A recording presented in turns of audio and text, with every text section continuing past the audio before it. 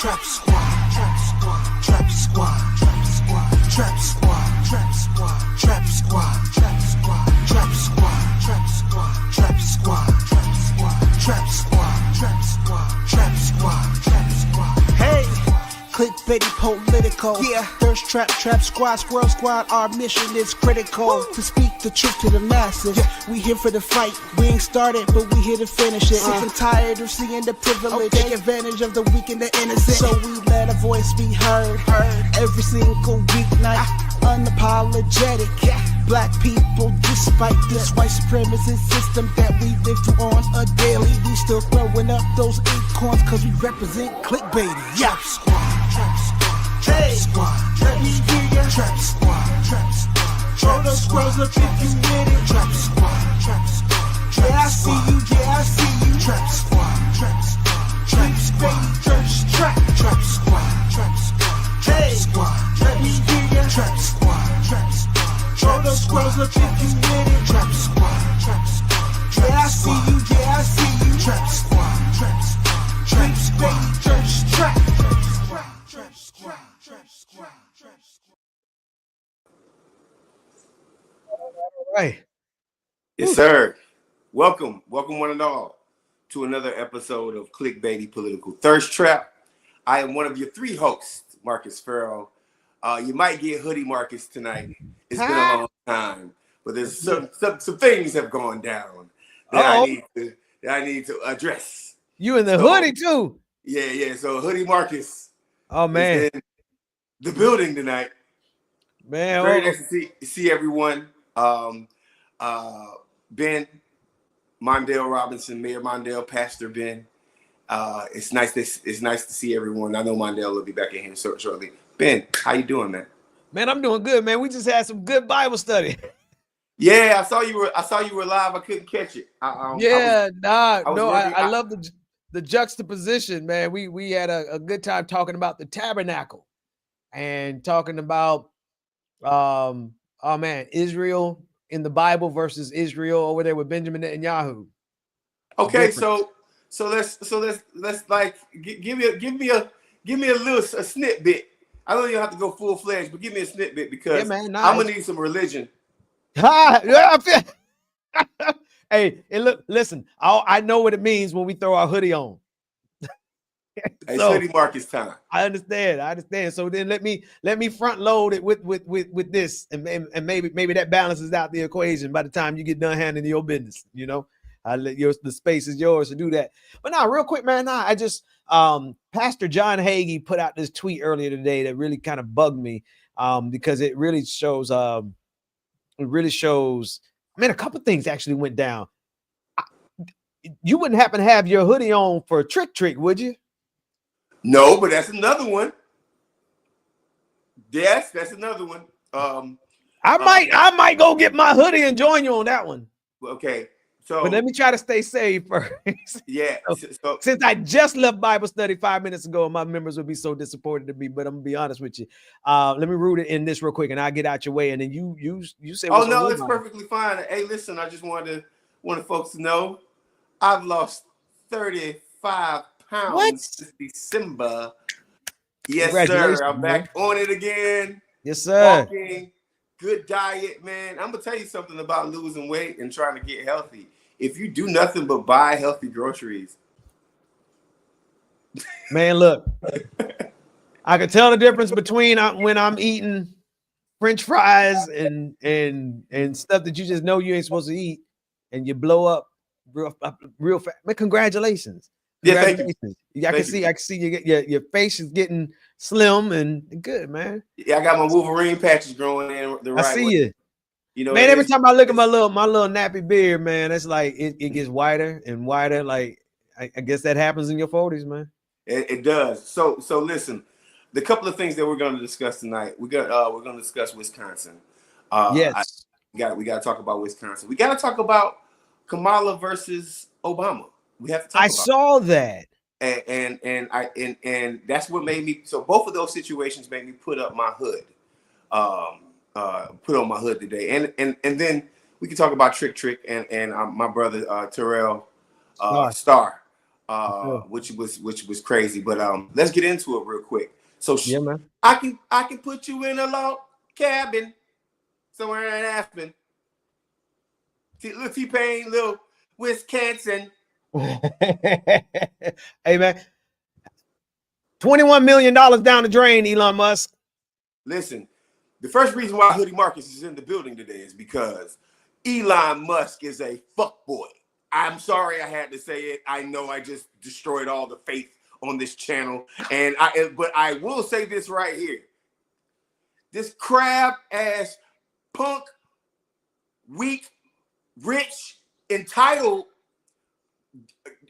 built his money off of blood money, never been poor a day of his life, guy literally thinks that he can buy elections and he runs America. This dude is a foreigner trying to teach us about patriotism. But see, it's all coming crashing down right now as we speak, and I am so happy about it. Yes, sir. This is not about the Democrats doing well, and shout out to the Democrats who did well. I will give props where props is due. But this is a mandate against Elon Musk and Trump. And you know what else? I got to give Trump props. Trump likes to win.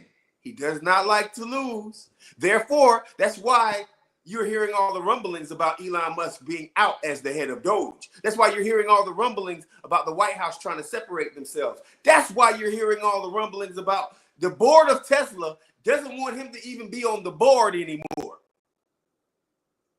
Look here. You see this guy right here? This plastic face, fake. How many times is he gonna get plastic surgery, bro? You notice that too? Bruh, this like he plays. I play video games, but you are a shame to gamers. But this was a Wisconsin mandate against not only the bad policies of the Trump administration, but directly against Elon Musk himself. Elon Musk. And I'm gonna give the consultant, and I need to find it. I need to give the consultant who put out this to Wisconsin voters. I gotta give this person props, whoever it is. Even if it's some of my enemies, you did a good job when you said this one right here. When they said Elon Musk is trying to buy the Supreme Court. Yeah. It was the most effective way to get. Here's the thing. Republican turnout was low.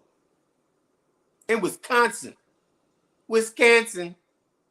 So I got the hoodie on today because I am so thrilled, and I want to troll Elon Musk just for 1 second because he deserves it.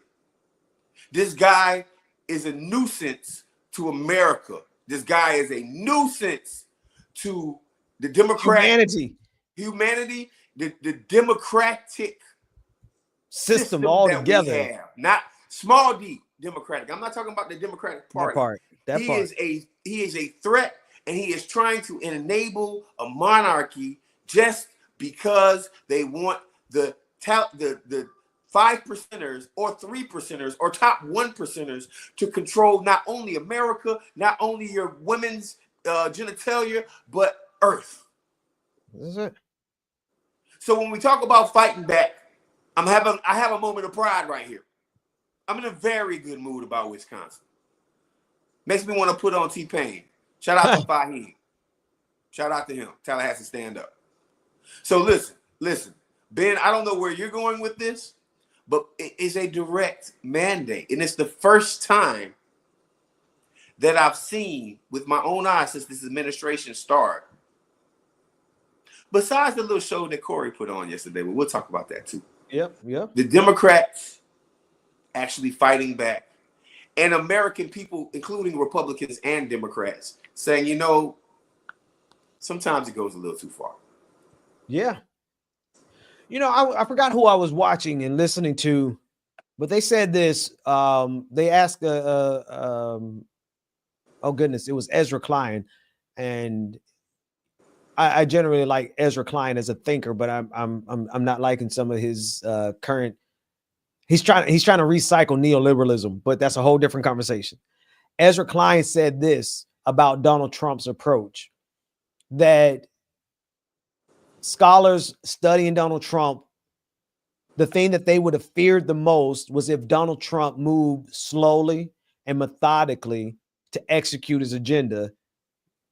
But what he got in power? Like a madman, and moved so quickly with his full intent of destroying small d democracy, like you said, Marcus. His full intent of destroying Medicare, Medicaid, and Social Security. His full intent of destroying the public education system by disbanding the Department of Education. His full intent to harm veterans by laying off 80,000 veterans at the VA, right? His full extent in trying to poison and bring about what my friend Andrea calls the age of pestilence. When you think about Robert Kennedy Jr. and his brain worms having acid rock gargling self. You think about everything that Elon Musk has done with Doge, the Department of Defense, yes, the Department of the Treasury, right? We see how he has access to everybody's personal private information. And Donald Trump is like, I don't even really know what's going on. I let Elon do what Elon does. This is Donald Trump. Donald Trump is saying that I don't really know, but we trust Elon to do whatever he's doing. Look, even the most conservative Republican that has just an ounce of brain left in them, no, they can't support that no more. They've jumped the shark. Citizens United, they gave billionaires the right to spend as much money as they wanted to spend. Now you see your favorite billionaire, Elon Musk, drop $21 million and lose. That's because the pendulum has started to swing in the other direction, Marcus. It has.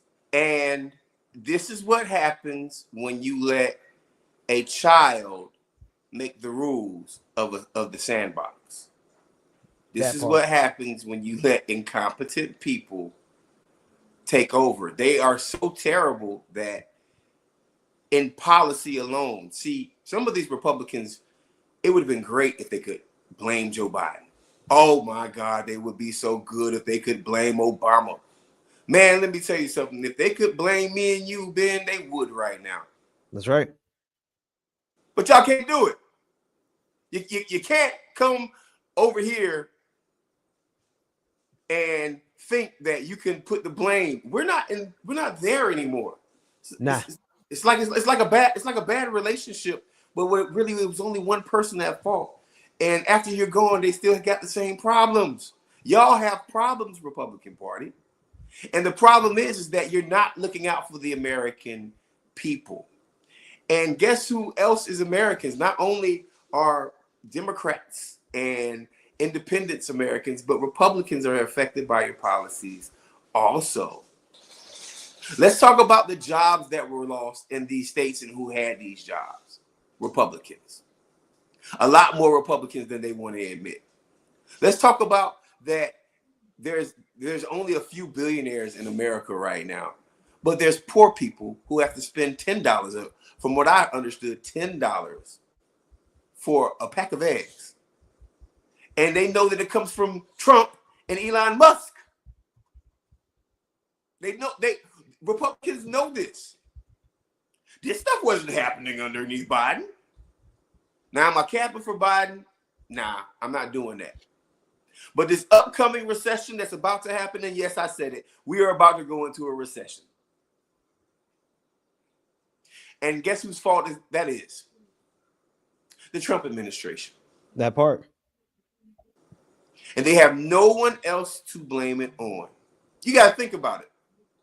From the tariff conversations that we're having, from the unbridled support of murdering kids in Palestine, to the continuation of racist policies and trying to blame DEI on the problems in America. Well, I'm going to tell you something else about DEI.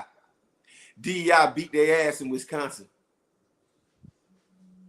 A diverse group of people, a diverse group of folks.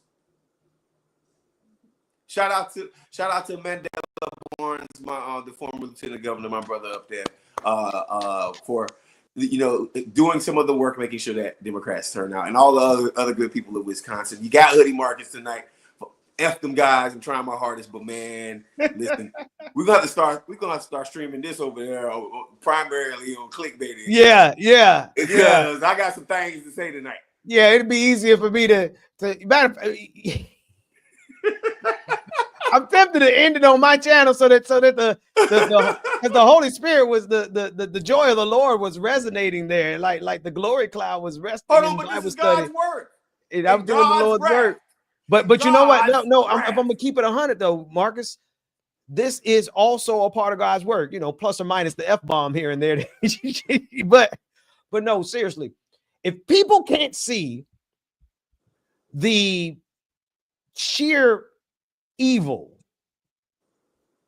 in what this man is doing, and I'm not just talking about policy, I'm talking policy, yes, like what they're setting up is really, really destructive for millions of lives. I mean, hundreds of millions of lives. Like, we're talking about the majority of Americans who are going to suffer as a result of the things that Elon Musk and Donald Trump have done in just the first, 75 days? And it's so much so that now our sister over in Wisconsin has a mandate. Susan Crawford has a mandate. She has a real mandate. Let me just banner down so you can see the numbers. Look at the percentage. Not that floor, not race. It'll come around the bottom in a second. But she actually won by a compelling number in Wisconsin in an off year. That is a sheer sign that people are seeing immediately through. Somebody else mentioned, and I know this kind of might not be equivalent, but they mentioned even Joe Rogan have enough temerity to go up against Donald Trump and call out Donald Trump for the deportation of that father from Maryland to El Salvador. There it is. Look at that, man. Look at that. They skipped it right at the loop. Hang on. Let me put that on the loop since I know where it is. Oh, I know it was like 200,000 voters. It was a commanding number. That was a whooping. That was a mandate. That was a whooping. And that was a referendum. A referendum on Donald Trump and Elon Musk. What did the boxer say in Harlem Nights? Don't take this ass personally. Don't make me do it. You about to make me. I love that movie. I'm ready. I'm gonna whip that. No, man, come on, man, stop. We can't. That's my favorite movie. That's the only reason I know that part. Stop. Watch out, quick, messing with the heavyweight. The champ. Come on, lovelies. Come on. Come on, baby. Such a good movie. You got me. We are not being ableist. We are quoting Harlem Nights. My wife's favorite scene in Harlem Nights, bro, is actually, hang on. There's a percentage. Crawford won by 55.5% to his 44.5%. Like you said, over 200 or nearly 200,000 vote difference. That is a mandate. That is a shellacking. What is that Obama said back in 2010. Yeah, it was, and I saw that Randy Fine one in Florida. I just want to add a personal note. That guy has gotten on my nerves my whole political career. I'm talking about I don't mess with him at all, and it sucks that he's in Congress right now. But I'll skip that one right there. This was a mandate, and we need to take our victory seriously. In famous Marcus Farrell fashion, I'm going to move over to this part right here. Hey, Democrats. Yeah. When you start winning these elections like you won last night, now you see what you can do with the power of the executive office. I don't want to hear no more. I want my reparations first. I want that minimum wage raise in America first, right? I want the next time we have a House and the Senate and the House, the Senate, and the doggone presidency. I want that first, right? Like, I want universal health care. We need to take universal health care. We need to take Obamacare and make it universal. I want free college. Why? Because if they can cut like this, we can build like this. It's our money. That's right. It's our money. So let's keep getting these wins, Democrats. Let's keep getting these wins. Hopefully we can sort of take note that, I mean, listen, Wisconsin elects statewide Democrats. They do. Wisconsin has done it in the past. Georgia has done it in the past, right? But you can't rest on your laurels. We have to take this stuff and use it as momentum, man. And speaking of momentum, I want to kind of switch topics real quick. Yeah, what you And got? I want to talk about Cory Booker. Yeah. Yes, sir. I don't know how he bagged Rosario, but I'm happy that's over with. Ah, Um, what you say? Don't let that man can pull up. Man, come on, man. He's tall. He's Powerful. he's a senator. Yeah. All right. So check this out. I said Cory Bush. Not Cory. Sorry, Sister Cory. Cory Booker did a 23-hour marathon. 24 hours and 24? over 20 minutes. He beat Strom Thurmond's 24-hour filibuster of civil rights. What's the rule? What's the rule about that? Which particular rule? Like he couldn't step away from the podium and he had to talk for 24 hours That's a straight. good question. I don't know. Let me look that up while you talk. Go ahead. Yeah, so like when you do a filibuster, do you get to take? Did he take a break, folks? He had to go to the bathroom, right? Right. I mean, unless he had a diaper on or something like that, I don't think you can. I don't think you can eat. But I just want to. You made me have to look this kind of stuff up. I gotta. Yeah. Right. I want to know if they could take a break. But here's the thing, because I wasn't gonna watch his ass for 24 hours, so that's not what I. He went 25 hours and 5 minutes. Right. So here's what I'm gonna say, man. First off, shout out to actual. Listen, I do not like Cory Booker's neoliberal thought process. I don't like it. I don't like it at all. But I do respect this man for fighting for the things that he was fighting for during his filibuster. And I think that it was not only commendable, but gives us a sign of hope that we're not the Jerrys, the weak, soft Democrats that won't ever do anything, and are willing to fight. Now, understand something. This was pomp and circumstance. This was a show. This was something because at the end of the day, he doesn't have a lot of power to actually change some of the policies that are brought in front of him. But if you do not fight like this, if you're not willing to fight like this, stand up for 24 hours, protest in the doggone Senate chambers if necessary, get arrested for a couple of things. If you're not willing to do that, if you're not willing to break records and also make Republicans go to sleep, then you're not representing our people, man. So I just want to give a shout out to Cory, man. What do you think, man? Well, shout out to him for sure, right? I think it did a lot. I gotta say because I really have. So if we're going to be honest and with integrity, and we're going to split hairs and actually call, what it was, this wasn't an actual filibuster. He wasn't actually filibustering like a policy, but he certainly stood there and communicated a message that became a worldwide communication. He had over 190 million likes of his stream on TikTok. That's more than half the United States of America. Now, I'm sure many of them might have been global people, that's even better, right? So it became this global phenomenon where people were just fascinated by the fact that this guy is standing up like this, and whether or not it was an official filibuster becomes immaterial because one, he beat the length of time. Strom Thurmond's was an official filibuster, but what matters the most is the juxtaposition of him breaking the amount of time for the longest speech on the floor, breaking that record of someone who stood in against civil rights. And then last but not least, the fact that the fact that so many millions of people around the globe, around the nation were celebrating. I mean, people were talking about this everywhere. And that matters right now. That matters for the exact reason that you've been outlining, Marcus. Like, people need to see Democrats do something, anything. And Cory said, I got it. I got you. I'm gonna set it off. Man, shout out to Black male leadership. Shout out to Black male leadership. I made a post earlier on Facebook and on Twitter that said basically, do you remember the Black men are the weakest link era? And I think that era went from around 2010 to maybe I want to say it ended 2021, and somebody actually said it might have ended last year with last year's election, right? I think that the narrative surrounding black men and black men are the weakest link. I think that narrative is one of the reasons that we got Trump, and I think that black men are going to be a part of the folks that actually help us defeat Donald Trump, right?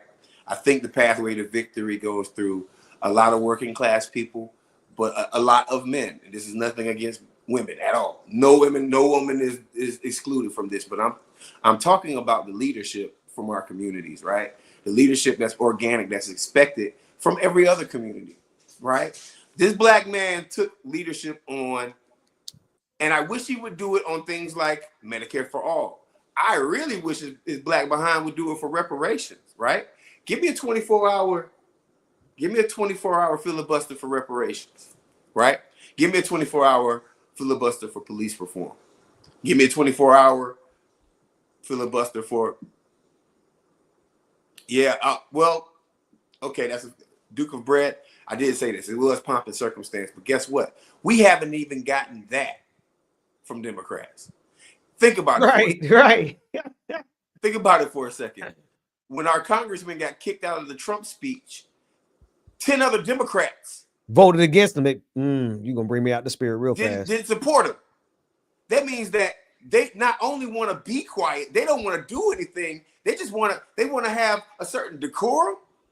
You think Trump has some decorum right now? Yeah, let's keep it real.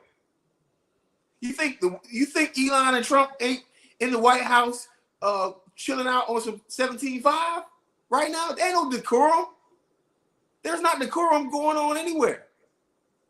So, that's awesome. That's awesome that you brought that up. I want to also say, speaking of Strom Thurmond, I have another video loading up this week, the narcissism of Strom Thurmond on Marcus Farrell Live. So, nice. Yeah, so please, it's kind of ironic that it happened. So please take a look at, go to Marcus Farrell Live, like and subscribe, and you'll see a really good video on the narcissism of Strom Thurmond, and also that Strom had a black kid while pushing segregation and racism in America. What you say? I didn't know that. You don't know? I didn't know that. Nah, man. Listen, bro. Strom Thurmond has a beautiful black family. I love it. Look it up. I'm gonna talk about it. Look it up. Is it already up? I'm looking for that video. No. It's not. I'm okay. I was gonna pull it up. No, my video isn't up yet, but I'm loading it up. I finished it today, and I don't know what made me do Strom Thurmond. I wasn't even thinking about this right here, but it's an irony. Yeah, Strom Thurmond had a black daughter, a black kid, by his black maid growing up. They had a love child. This whole time, while he's throwing parties in DC and becoming one of the most popular elected officials in American history, because it's just popular for the wrong reasons, right? He was pushing, he was the loudest segregationist in the history of America. And he had a black kid that nobody knew about. Now I got a picture. Oh, here's a better one, because I'm gonna say the one picture. Strom Thurmond looked like he got leprosy in it. I didn't want to put that up and trigger nobody. It was like, man, my brother, whatever happened to your skin, you earned that with your racism. Hang on, I'm pulling up a picture. Oh man, I didn't notice. So much of our history just gets by you, man. And the irony. The irony of it, bro. The irony of him being a 24-hour filibuster of civil rights, and you got a black daughter. Listen. Let's talk about South Carolina for a second. Dear South Carolina, why do y'all always have to have the worst of the worst elected officials? The most neoliberal Democrat and the most racist Republican in history are both from South Carolina. Do me a favor, South Carolina. Y'all better elect the most progressive Democrat in history. I'm not even Democrat. The most progressive elected official in history. I expect that from you guys. Y'all should have learned y'all lesson now, because the state's still poor. Because you guys are still poor. Yeah, that's Strom Thurmond, and that's his black kid. Right there. Like she's like somebody mama. She is somebody mama. She is somebody mama. Yeah, she's somebody mama. She like she could have been my mama, man. Like my great mama. She looked like my auntie. Straight up, she looked like my auntie. Unfortunately, they can never go. They not.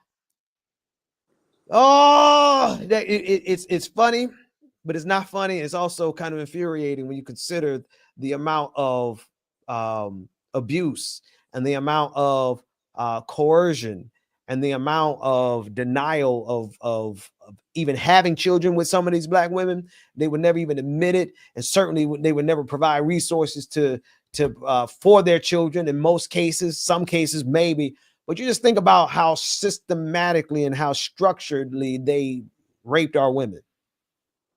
You know what the problem is, Ben? The problem is these white men don't know how to take care of their kids. See, they're not in the household. They like all they do is sit around all day and drink Bud Light and talk to their women, and they treat their women badly, and then they have a kid. And then they don't want to be in the household and be a father. I've heard that somewhere before. One of the pillars of, I guess, the right is Strom Thurmond. The family values Strom Thurmond. The person that the Republican Party looks up to. It's amazing to me. I mean, amazing. Simply amazing to me that Strom Thurmond had a black kid, right, in the state of South Carolina. And I think she has a black family. I mean, she was raised as a black woman. I mean, good. Yeah, she was raised as a black. Strom didn't raise her. I'm so glad Strom Thurmond didn't have anything to do with raising this black queen. Yeah. Now I know she mama, for real. That's mama right there. Yeah, she ain't had it. Yeah, that's Aunt TT. That's yeah. Absolutely. You know what I mean? So anyway, listen, the hypocrisy of these Republicans are so serious. I mean, we could think of a lot of situations. How many Republicans got caught being a part of the LGBTQIA community while voting against LGBTQIA rights? Right. How many? I want to go one step further. I'm gonna go way further. Let's cut. Actually, no. Put yours in the middle. Go ahead. What's your second one? Oh yeah, and then I got Matt Gaetz, right? Party of values. You're having sex with kids, 17-year-olds, and they almost put you in the White House. What was that position? He was offered Attorney General. Check, he was offered Attorney General before Pam Bondi. That part. So you have a literal pedophile that's about to be the head law person in America. These guys have officially let the criminals, the prisoners, run the prison. That's right. That's right. Now I was gonna, because I want to juxtapose that. I didn't consider all of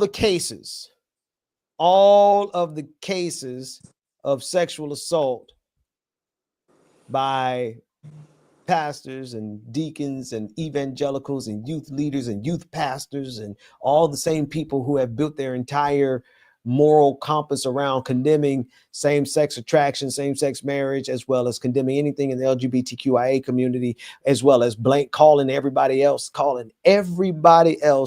pedophiles when they are literally the ones assaulting the children in their churches. That's MAGA. That's MAGA. You know what's interesting, Ben? I think this is a good segue into Terrell. Flawless victory, brother. Flawless victory.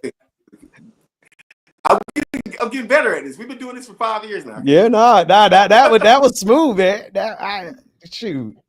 But before we go into that, you are watching another episode of Clickbaity Political Thirst Trap. I am one of your two hosts, Marcus Farrell. Please like, subscribe, and if you want our content to get to other people, please like, subscribe, and share this on your Facebook page, your X page, your Twitter page. Stop and do that right now.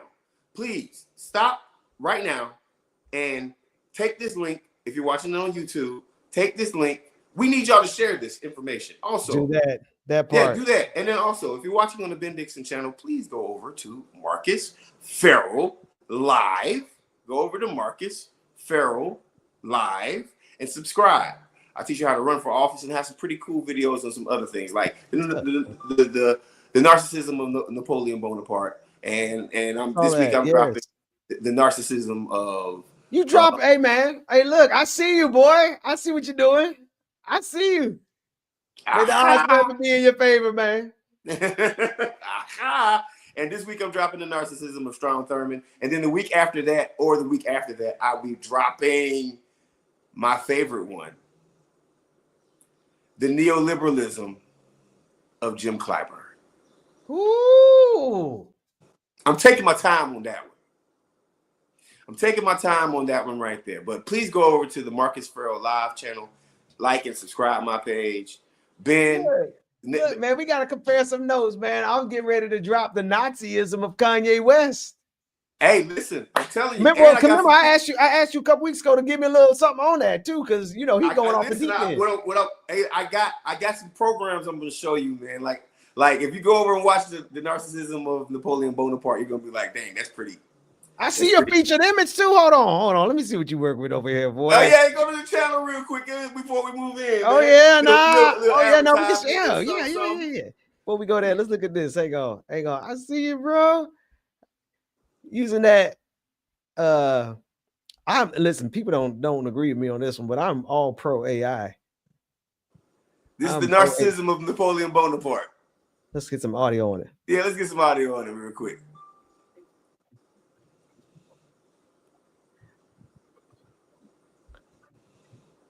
I can't hear it. You can't hear it? Oh, here it is. Trait, grandiosity. This move shows his overwhelming need to place himself above traditional authority, showcasing his self-importance. 2. The Battle of Austerlitz, 1805. This guy thought he was so clever. He's like, I'm going to pretend to retreat and lure them in. It's a classic trap, but honestly, it's like a cat playing with its food. I got you. Man, you should read that yourself, man. And guess what? No, I like the voice of the old bloke over there. Bloody wanker. Gotcha. Hang on. Let me. Good stuff, man. I love it. Yeah. Keep them narratives going, bro. Yeah, man. So please go over there. Like I got a lot of cool stuff over there, man. Hey, build it out one video at a time, man. That's what it is. That's how you got to do it. That's what it takes. But that does lead us. So yeah, go over there, like and subscribe. Clickbait family, man, go like and subscribe. Ben Dixon channel. If you guys want, if y'all want to go a little R-rated, y'all come over to my channel. We can, because I'm gonna kick it like that. But with that being said, we gotta watch this video right here. Matter of fact, let's watch it with silence from the top, and it's a long one too. Hang on, 2 seconds. 3, 2. Genders or transistors or whatever the fuck they are coming in schools talking to children. What the fuck is you doing talking to these babies about what? What the fuck? How the fuck did we get here? At this point, trigger warning, because there's a whole lot of race of profanity and a whole lot of transphobia. I'm gonna run it back. He asked you a question about something else. You ain't got to come. Let me run it back to the top. Here we go. We got men beating the artists produced by the name of TikTok.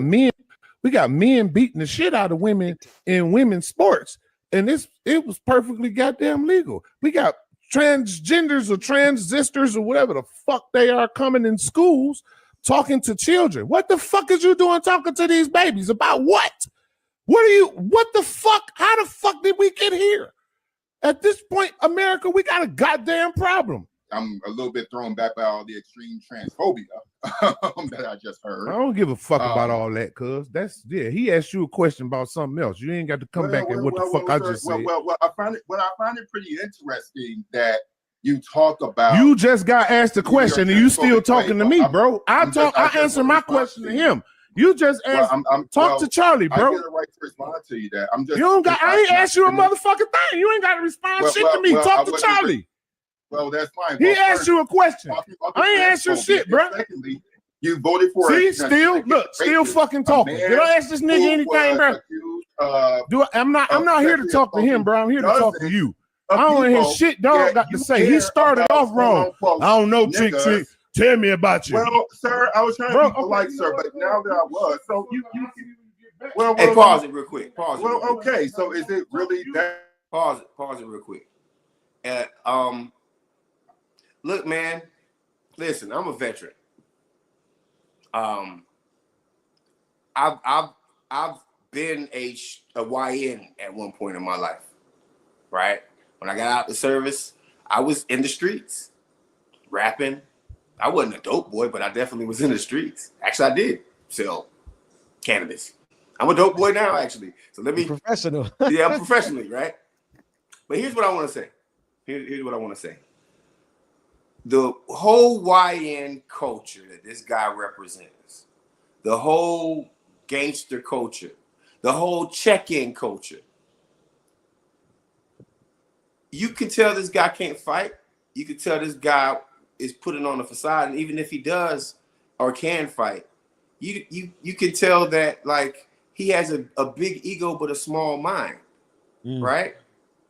And the tough guy act. Listen, it almost makes me feel like you gay, bro, because you might be projecting, homeboy. And the reason why I say that is because if it ain't your business, you know, in the streets, people mind their own business. They don't snitch. They don't get involved in other people's business. And that's the problem with some people. And I'm not going to say black men, because this is a cultural thing. It's a cultural thing, right? Want to overtalk this brother. Want to be the big tough guy, right? And you can have your viewpoints on transgender people. You can have your viewpoints on gay people. You can have your viewpoints, right? But the aggression tells me something else. Mm-hmm. The aggression tells me that you might have ran across a transgender woman before. Had a crush on her, buddy? Did you have Are you disappointed in yourself because you found yourself attracted? Are you hurting, buddy? So let's continue this, man. I could care less about Trick. I wish he wouldn't have Eminem wouldn't have put this dude on his crap. And also, fair warning, I'm also a friend of Terrell Jermaine. Terrell Star is a friend of mine. You know, so like, I mean, yeah, you know, I'm not threatening this guy, but like, keep it real, bro. Keep it real. Like there's black folks that you don't know that got Terrell back while you trying to act all tough guy. You know what I mean that in the way that you'll take it with your ignorance. He's 51 years old, man. That's right. 51 years old. How you 51 years old out here acting like this? Let me not even describe it. Let me just let him say it for himself. Phobia that you're doing. Why are you so? Why your verbal language? Wow. Wow. Nigga, I don't want to hear that shit. You don't run shit here, nigga. How the fuck? You don't get to fucking tell me how to think or how to talk. Nigga, do your fucking job. You don't got a bitch ass man to say. You can shut the fuck up, nigga, and keep talking to this man. I ain't asked you a goddamn thing. Why are you so angry? Question. Wow. I find it so interesting that you have so little self-control about yourself. Wow. Yeah, wow. Wow. This is just so interesting. You're just, wow. You lack so much emotional self-control. You don't tell no motherfucking body how to think. Where the fuck you? I wasn't saying anything. I'm just saying that who the fuck is you? Who the fuck made you the moral authority over how any fucking body talk, dog? So man, he can't even put his headphones on. Well, that's interesting because now he's trying to sound. Who made you the moral authority to tell anybody how to talk? Where the fuck do you get your positioning to tell anybody how to talk? I'll wait now. Oh well, I didn't fucking think so, nigga. Now, Well, if you will, I- answer Charlie LaDuff's fucking question. And please Well, stop talking I'm to me. I ain't here to dealing with conversate the with you, homie. transphobia. Would you be? I don't give a I would be fuck offended about if what you George talk White about said trans these some nuts, people nigga. repeatedly the N-word. Shut the fuck Why up, does this dog. make you so angry? Why does this Because make you you so talking Pause to it, me. pause it, pause it, Because pause you it. out of place, dog. Pause You it. talking to me, and this man asked you a question. You out of place. All right. You don't get to Okay, tell so me I'm how to going think. to You make don't get to tell me how to talk. Oh, it's You almost don't know over. nothing about me. You stated that from the beginning. So at this point, I'm me and happy you I had don't. no I'm dialogue, happy I bro. don't. You started I'm happy off I don't. wrong. You started it wrong. When he told you said something earlier, no, I don't. Trick. Tell me, who are you? What And the I told fuck? you that I was joking. Okay, shame on Well, you, nigga. You don't you're know who I am, and that's cool. I You're don't you're expect you so to know who I extremely am. fragile. But the way you came at me like that, Wow. the way, You are so fragile. wow. And then now you want to talk about how I talk. Yeah. Bro, where you So get these? Yeah, So it makes sense. He in Ukraine. Yeah. That's a turn of events. Listen, this guy crashing out at a mega level on a podcast, and the only thing you can say to yourself is you hope certain people don't have children. He's the guy that raises murderers.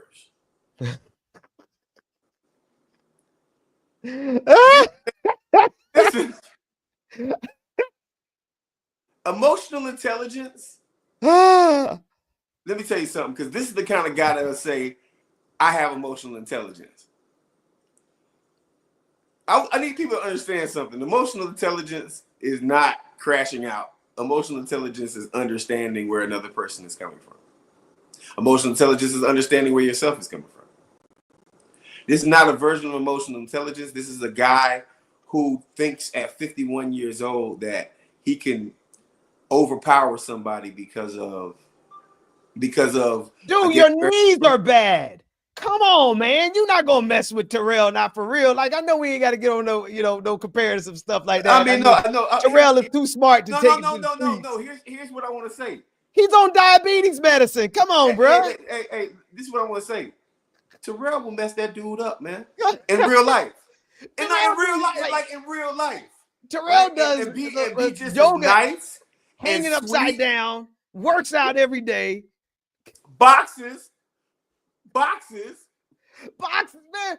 Terrell would look at my man. My man is on Ozempic. Come on, man. You know what? Good for the show for having him crash out. I wonder how many people, even if you agree with what he's saying, I wonder how many people think that's the cool way to act. I mean, hell, me and Mondale done went at it on Clickbaity Political. Yeah, now y'all right did. here on this channel. I don't know if y'all ever went that deep though. But never went that deep. I ain't gonna Y'all get never up. irrational like that. I ain't gonna get up. So it's to me, it's just very. I crashed out on the episode, like on the podcast like that one time, bro. It wasn't as bad as him, obviously. And it wasn't with transphobic. First of all, let's get, bro. If you're gonna be transphobic, just own up to it, right? His argument at the beginning, if it's worth even the reason Terrell had to call it out is because my man Trick was one conflating the, I don't know which false story he's gotten, but the way he was talking about a woman beating up a trans woman beating up a woman, it reminds me of the boxer, I forgot what nation she was from, but she was born with a differing genitalia spectrum. That, like, I'm just going to leave it there. Like, I don't know the details, but she was a woman. And she was a woman by the ruling of everyone's metrics. And they called her a man and created this international scandal saying, here's this trans woman, this man boxing. I know the names are probably up in the chat room. Somebody in the chat room know those names and can remind me. But I don't know if he's talking about that fake news story, because that was actually a woman, or if he's talking, what number of lies are they talking about? Because the second thing that he said, he was like, why are they going up to the schools and why are they messing with the kids? Bro, what are we even talking about? Are you talking about drag show story hour? that doesn't happen at schools, but happens at like restaurants? Is that what he's talking about? Because what does like is if there's a transgender mother who has a child at the school, are they not allowed to go? What are we talking about here, Trick? Like what has you so angry that when you get called out on your transphobia, you melt down like a 13-year-old when you should probably be on your 13th dose of whatever medication you got in your cabinet because you're 51 years old, your knees ain't good no more, and you out here talking like you want to go fight somebody who boxes every day and does upside down yoga. What is that thing with that boy Terrell was in that thing that had him spinning around doing yoga? Yeah, man. No, Terrell is an athletic freak, man. Yo, man. Yes, but here's the thing though. I pointed this out. He's projecting. Listen. I'm a Second Amendment guy. So if you see this trick and you actually want to do something, don't come my way because I'm gonna shoot you. I'm gonna let you know that right now. And I'm gonna see you from a mile away, and I'm a veteran, and I'm armed. So I'm gonna say whatever the hell I gotta say. And what I'm gonna say right now is very simple. Trick got tricked, and when he was tricking with a transgender person, there's no other way that kind of projection can come out unless you gotta think about other way. Just pure patriarchy. Ain't nobody ever told this Negro nothing in his life. He probably my first instinct is that if he has that kind of rage in his household, he done hit his wife. Yeah, well, I mean, I don't think that's the case, bro. Like, this was personal for him. And it's okay for us to call out people that have had relationships with transgender people and then want to hide it and get mad. If this topic came up and and by the way, he brought it up. He brought it up. Right? Now I'm a black man. I'm considered an oppressed person. So are transgender people, right? It's what it is. But my first go-to is not gonna be if I'm getting the camera. Let's get into the camera, bro. I'm getting into the camera. Like, you gonna beat up the screen? You gonna beat up the camera? My man is in Ukraine. You even got airfare to get across there to go across the water. And he just look at Terrell just sipping tea like, I wish this. Come on, let's be real. Because there's a lot of people here, and here's the misconception. My high key, my guilty pleasure, because I just love seeing justice dished out in real time. My guilty pleasure is watching fight videos where the gay brother knocks the taste out of the mouth of the straight guy who took for granted, who thought, and Terrell's made it's clear about his sexuality. He's not gay. He makes it clear that he's queer, right? But I'm just talking about videos I like to see. I like to see when dudes underestimate gay men and they get their face split real fast in a hurry in the gas station. And a brother, I don't know, however they identify, I want to say cis, because they be out there just laying hands because they underestimated the queer or the gay individual. Trick. Now I'm gonna talk to you like just like you 51 years old, man. We too old to be out here doing this kind of stuff, talking like this, and to even kind of conjure this imagination up in people. You talking like you want to fight. Okay. I think you should be sitting somewhere with some with a blanket and a cup of Earl Grey tea, watching Law and Order with your wife like I do. I'm 44, you 51. Come on, man. What are we doing? But if you really want to talk about fisticuffs, I want you to look at how physically fit my brother Terrell is. And you out of breath, huffing and puffing, trying to get and yell in front of the camera. Come on, man. What are we doing here? Bruh, Terrell is a black man in Ukraine. You know how gangster he is? In the middle of a war. In the middle of a war, bruh. And you listen, first off, here's my thing also, like, you don't scare nobody. Like, you're scaring the white people. And you know what? And here's my thing, right? You can tell when they cooning for the white people, because either you get the song and dance or the uber black, I'm tough guy to try to either impress the people that are right in front of him. And yes. I mean, that's what he's doing right there. It's like, I'm tough. I'm hard. Sit down and drink some chamomile tea. Sit your ass down and drink some chamomile tea. You know what I mean? And take an Epsom salt bath. Pour you some red wine, old man. Pour you some red wine.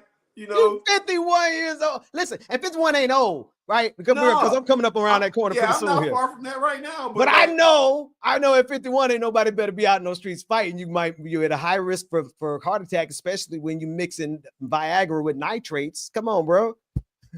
yeah. It's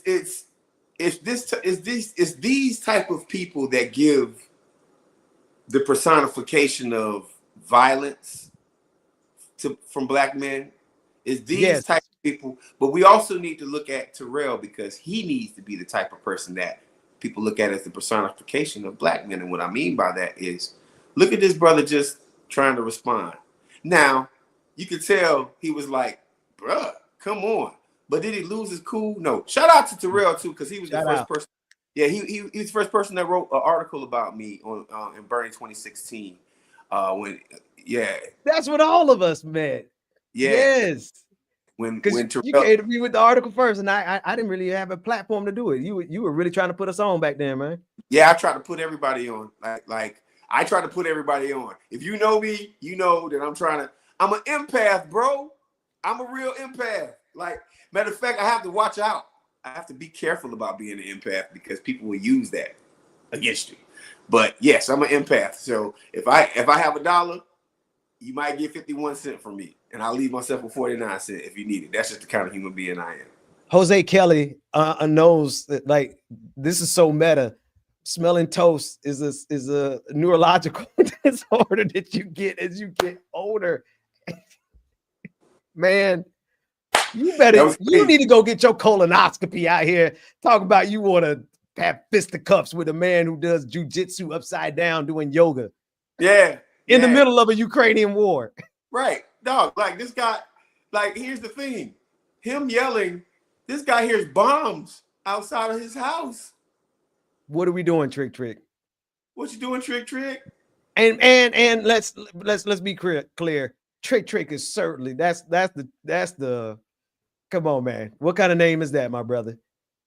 Orange said that's a stripper name, right? It is. No, it's not a stripper name. That's a lame stripper name. Because if you're a stripper and your name is Trick, then everybody gonna be like, Trick. No, it's gonna be like, well, we know what she about. Well, yeah. Or we know what he about. Coming to the stage. Trick.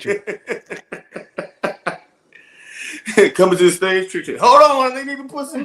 like, wait. Don't be so bold with it. On my knees, walk us into that. Like, you got to build us up to it. Don't come off on at the beginning saying you get to take my money. What are we doing here, Trick? Sound like a puppy.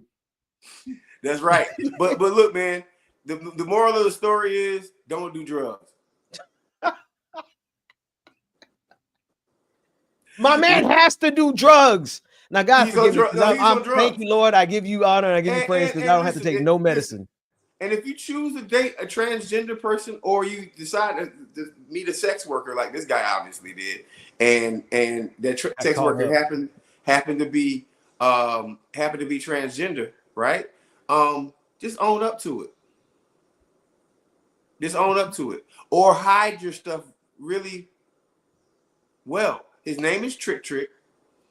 He got upset. He brought up his first complaint was transgender people. This is projection, my brother. I'm just gonna say this. I can read someone projecting when I see it from a mile away. Kind of like Busta Rhymes and Puffy.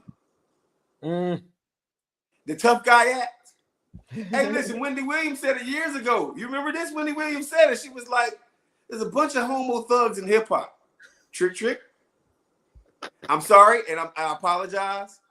I do not mean offense, but that is the term that she used for gay rappers, right? And if you notice these guys, right, they come off tough.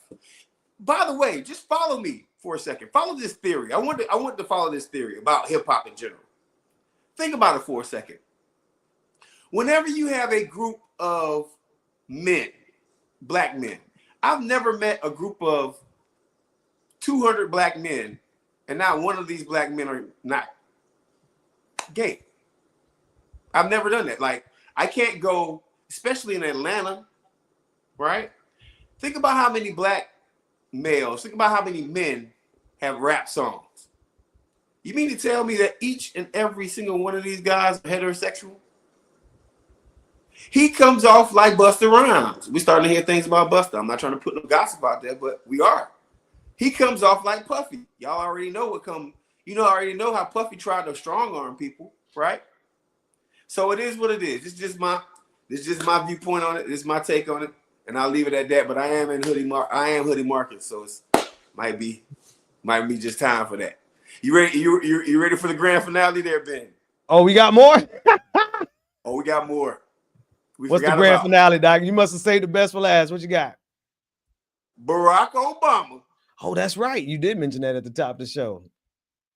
Do you think there's any truth to that, or somebody just throwing? No, there's a book came out, bro. Yeah, but I mean, I don't believe everything I read. But tell me about it. I didn't get the whole story. Listen. Whether it's true or not, this book came out, and we're just gonna. How about this right here? I'm gonna say the book says basically that in 2024, before the primary was over, Barack Obama was not supporting Kamala Harris to be the president. Barack Obama, I cannot believe I'm saying this right now. That's why I had to wear the hood today. Barack Obama wanted a primary. That's in those 90 days. Mr. Neoliberal himself actually wanted a Democratic primary.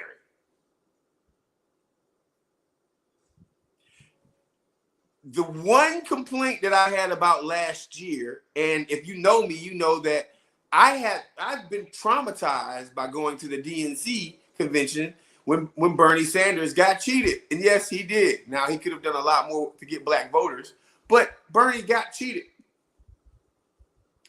But it was a primary. At least it was a primary.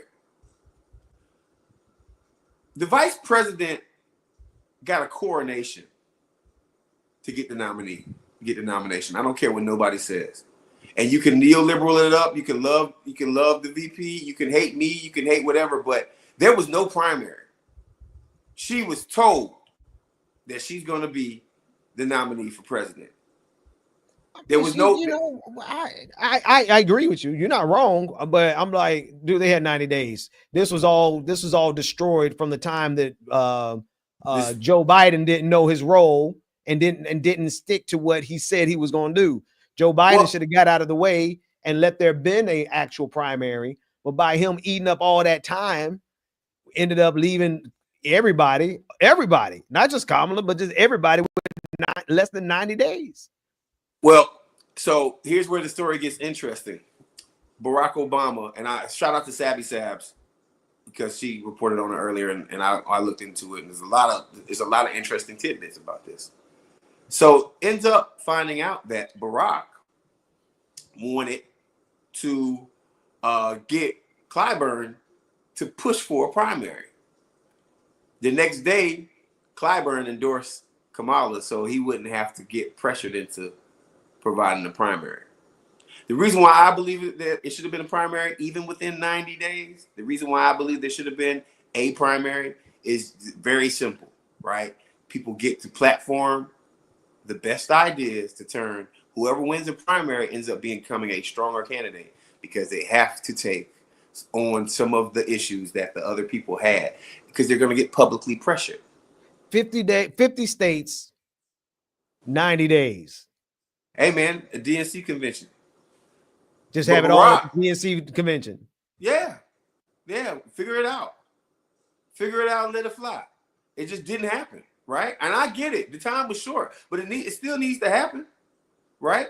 There should have been a few more options than just saying, you know what, this is our new person. Now, if the vice president would have won that primary, right, and would have accepted the nomination with there being some competition, I wouldn't have had no problem with that if it was a fair process. But here's what I'm saying to you, Ben. There's karma in all of this stuff, man. There's karma in all of it. When you want to rig things don't typically work out for you. When you want to go the shady way and just say, this is what we're going to do, American people, you don't decide, because I want you to understand this. Not one Democrat voted.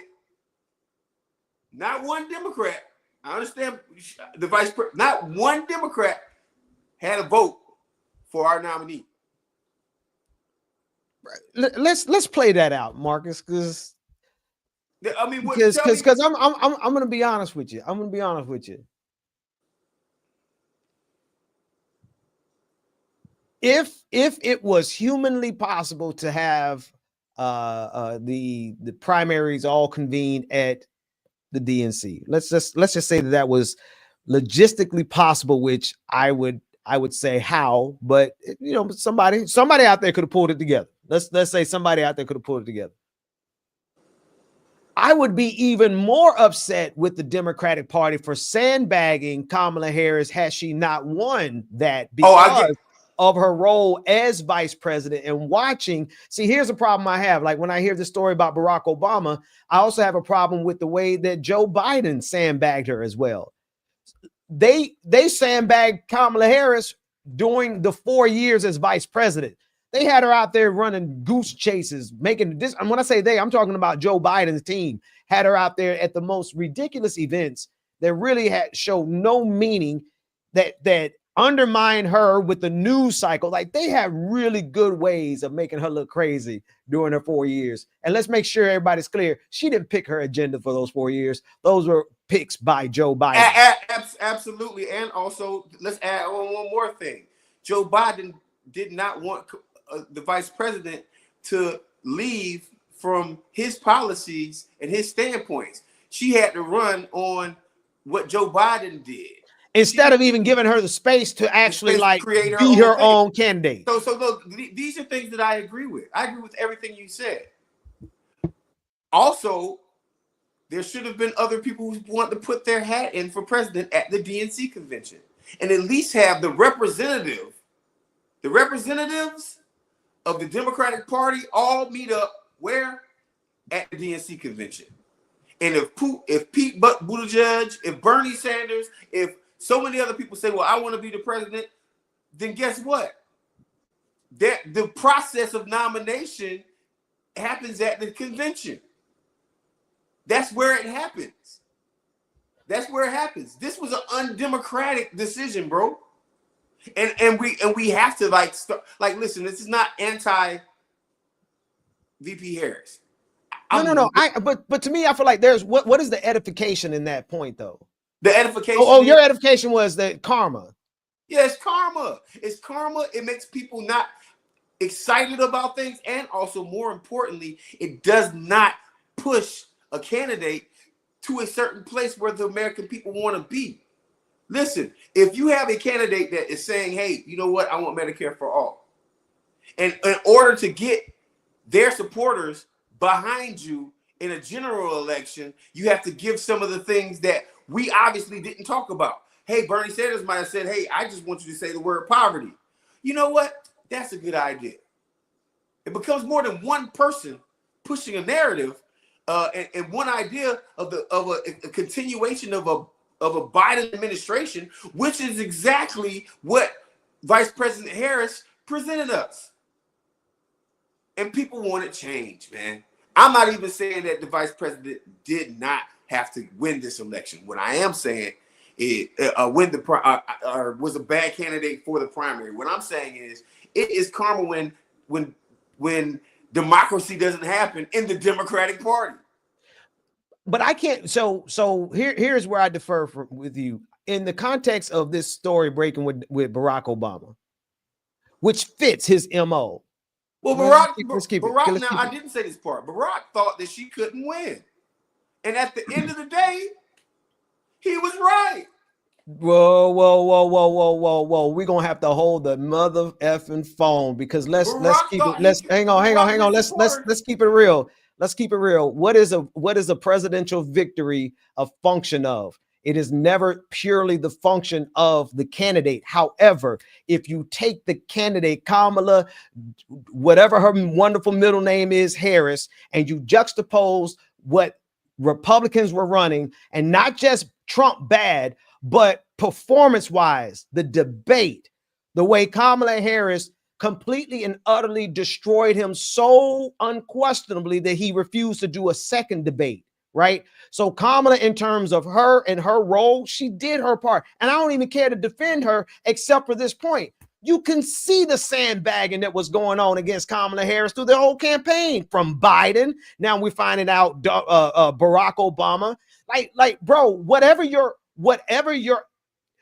lack of confidence is in the candidate, two things. One, we're trying to win. What are you doing conversing and gossiping and in earshot of people who can write about it later?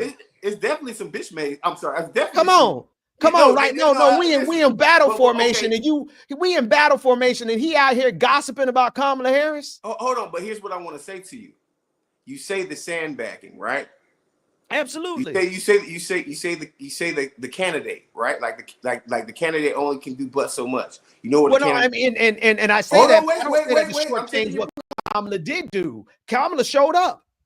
Oh yeah, hold on. But what I'm gonna say to you, my pushback is, if Kamala had said, you know what, this is her decision to make. Her decision to make.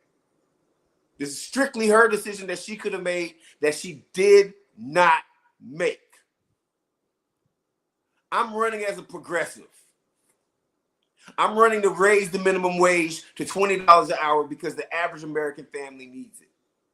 I'm running to have a job. Wait a minute, Ben. Follow what I'm saying to you. I didn't say that yet. At that point, when she starts talking about the issues of America, the things that Trump wasn't talking about, the things that Barack wasn't talking about, and definitely the things that Joe Biden wasn't talking about, if she had ran on that, that's her decision to make. She didn't run on that. She did not run on that. And what I'm saying to you is, if there had been any version of a primary, it would have been forced upon her to say some other issues besides the stock media pushed, average, atypical Democratic talking point that they do over and over and over again. Marcus, but you cannot truncate the fact that the entire party apparatus was sandbagged by the leader himself all the way to that first debate where he came across as if somebody needs to get him to a nursing home. And well, this was all left the entirety of the entire nation with 90 days to run an entire campaign. Okay, no, listen, no, I'm gonna disagree because that puts nobody else in any other structure, any other party, any other year, any other campaign would have ever been put in that kind of situation with the dishonesty of Joe Biden refusing to step down, the arrogance of Joe Biden pretending that he was fit to still run, and then not do it soon enough for the primary process to take place. You can't lay that primary process at the feet of Kamala. You can lay it at the feet of the party. Sure. I am not purely blaming I blame the party in general. But on the same token, it is her decision. If she wants to not say her own, that's her decision. To that point, what it's so wait a minute. Hold on. The lobby against progressivism is almost as powerful as the lobby in favor of Netanyahu and the far right wing of AIPAC. Yeah,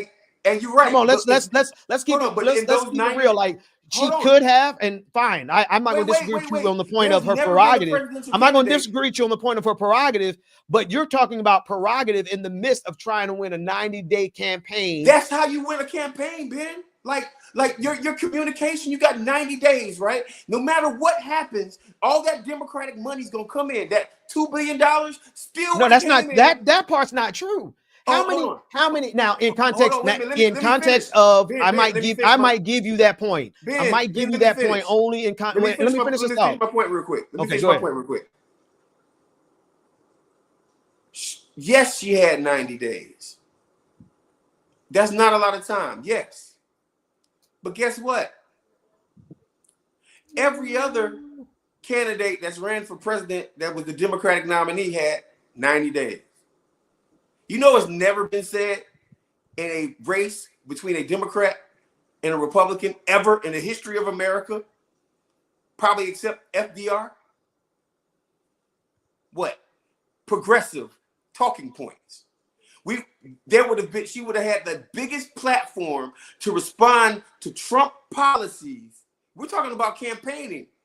If she had said, when I become president, I'm going to fight to make sure that we have a $20 an hour minimum wage, she would have had people, because she has the highest platform to do it. Marcus, but you and Mundell both say this, particularly about reparations. You're not going to get any. You can make a promise of reparations, but if you don't have the coalition to get that, then Kamala Harris would have made a bunch of promises in 90 days that she doesn't even have a coalition in the Democratic Party, because the Democratic Party is inundated with corporate neoliberals. You already say that. How's she going to make these promises when she only has 90 days? So these promises are not primary promises. Didn't I say? Wait, hang on. Let me express this whole point. When she started running in 2020, she was the first one that came out in support of Medicare for all. But you know what the primary process gave? That 2-year process that gave her time to move on away from it and get on over to the regular corporate talking points on healthcare. That's what she did. You're asking her to make promises of progressivism in a 90-day window where the entire country is going to remember, I got up because she promised $20 an hour. Now, what's she going to do when that gets filibustered, when that gets busted up, not just by Republicans, but by 10 Democrats who voted for the continuing resolution? Probably would have been some of the same 10 Democrats, not to mention Joe Manchin. Where's the coalition for any of the progressive policies that you say that she should have campaigned on? And keep in mind, she didn't have a year for people to forget that she said Medicare for all. She would only have 90 days where every word would become the mirror of her first 100 days. So my question to you is, where is the coalition that would have helped her make good on any of the promises that you're saying? The coalition, okay, check this out. The coalition might not have been there, but guess what? After the president says that I'm fighting for the American people to get $20 an hour, when the president or the presidential nominee says, I'm not a primary candidate, not a senator, this is my agenda. This is my agenda as a president. And guess what? You know Joe Manchin still in the Senate? I'm not finished. Is Joe Manchin still in the Senate? Wait. Check this out. If Joe Manchin says no, the people of West Virginia who say, wait a minute, Joe Manchin, elect him right back into office like they've done all these years. Hold on. No one has made a promise to help American people throughout that whole time period. No one has. Like, we have to stop playing games. Wait, hold on. What do you mean nobody has? We literally have gone through this. We've gone through this, and we've seen there has not been a progressive We've seen the opposition to every progressive policy that was proposed by Bernie Sanders, as well as not by the president, bro. Not by the president. What I'm telling you is, hold on. I think you're forgetting something. Do you think for 1 second that these true neoliberal Democrats that are running this party and you cannot count out, especially with a balance of power in Senate, you cannot count out what Joe Manchin did and what they have already shown they're going to do. They're already triangulating with MAGA. These are the same people that Kamala Harris is going to have to grow in a coalition to make good on any promise. And you're saying that she should have just ran out there and made promises without any coalition. I am going to any of them. I am going as president.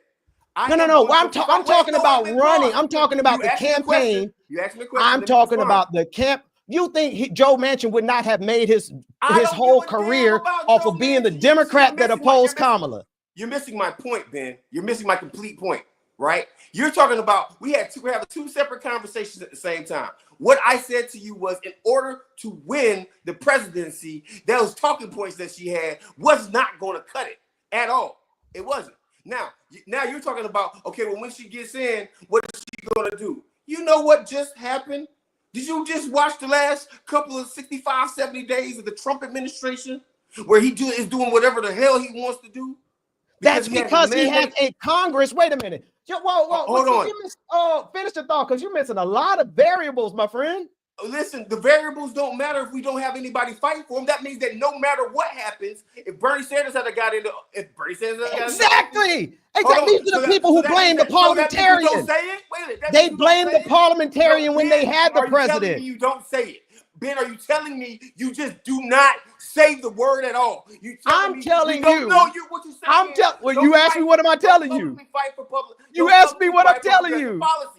That's I don't even like this conversation because you making me have to defend Kamala Harris in a way that I don't really have to defend her because I don't think that she actually I knew who she was economically when she promised Medicare for all in 2019, and by 2020 she had moved off of it by because of the primaries were over. Fine, cool. Watch this.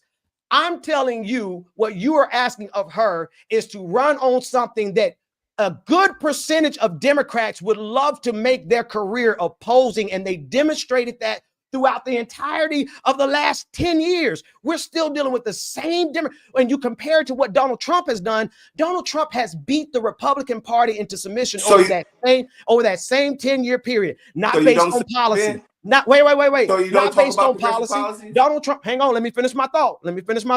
Donald Trump did not win them over based on policy. He won them over based on lies, propaganda, and completely breaking the system. And you're comparing his ability to break the system with promises to fix and repair and make all these progressive overtures with a Democratic Party that has proven that is not who they are. So you're asking her to set up promises that are guaranteed to fail, even if it comes from the mouth of a president, because you don't think that cracker, Joe Manchin, and the rest of them would not love to make their careers standing and opposing and disrupting Kamala Harris's. Play it through all the way to the end. Yeah, I am playing it through. Yeah, you want to keep going? Let's play it through all the way to the end. Our president has a mandate. You know what? The Democratic version of Make America Great Again starts with make Americans have a higher wage. Anybody getting in my way, you need to outvote. You need to get rid of their ass. Anybody. Here's what happened, Georgia, when Ossoff decided that he didn't want to vote for my measure to get the minimum wage caught up. Wait. What characters you think are on the stage right now?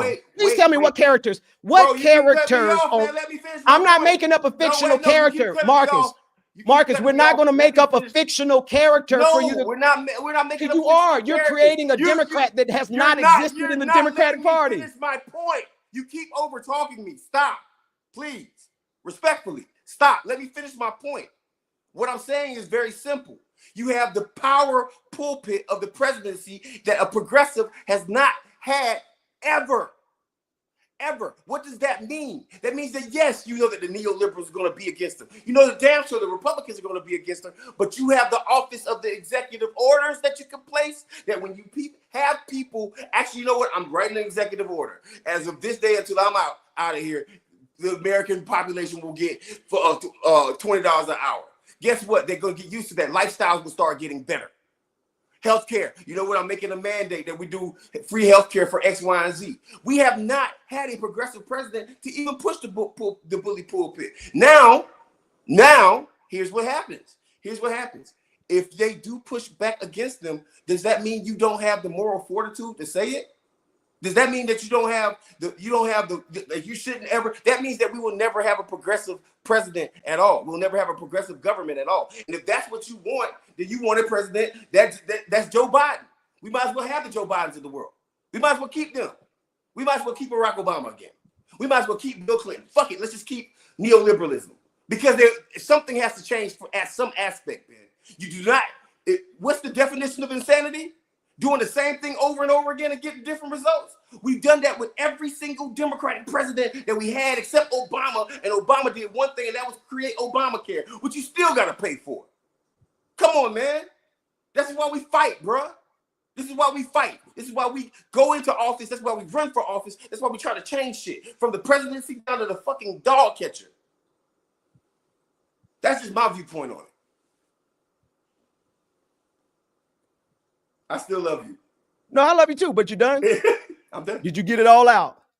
I'm just saying. Did you get it all out? Because I'm going to start talking and I don't expect you to interrupt me. I ain't going to say nothing. All right, here we go. You are creating a fictionalized scenario through which you can grandstand, and I'm not talking about you personally, but you can grandstand the possibility of progressive policies actually getting voted in, passed, and not opposed. And I'm not even talking about MAGA. I'm talking about the present rank and file of the Democratic Party as it has been almost since the time of Barack Obama. Some of these people have been here that long, and they have had one political agenda that we both agree on, which is what? Neoliberalism. Do you agree on that much? Oh, I absolutely agree. I agree with everything you're saying. Okay. I think we're having two separate conversations. And okay, I think, but I'm going to show you why it's important for it to be one conversation, because now you're setting up premise number two. Premise number two is that all Kamala had to do to win was talk progressive values. How is she going to win? Wait. If you consider most of the voting populace is working poor, and you address their issues, if that's considered progressive, then yes. Now, Marcus, you're also throwing in premise number three that if she wins, she can deliver on the promises. And I want you to, I need you to see the compression of time. I didn't say that. I didn't say, like listen to what I'm saying to you. Yeah, what did you say specifically there? There's one key word that I said. What was that? When I become president, I am going to fight for $20 an hour. When I become president, I am going to fight for reparations, or I'm going to fight to end poverty in America. I didn't say that she said she had to win it, but that's how revolutions start. Political revolutions start. You have to have somebody who's willing to fight for it. You know how let me, because I want to bring it back, because I'm breaking yours up into a series of premises that you're forwarding to create your bigger picture. Ben, there's not, you're acting as if politics is not fluid. Politics are not binary, right? Like right now, the American people are looking for something different. Do we know what that different is? I know it's not moderate neoliberal Democratic party talking points. They voted against that. They literally didn't support that, right?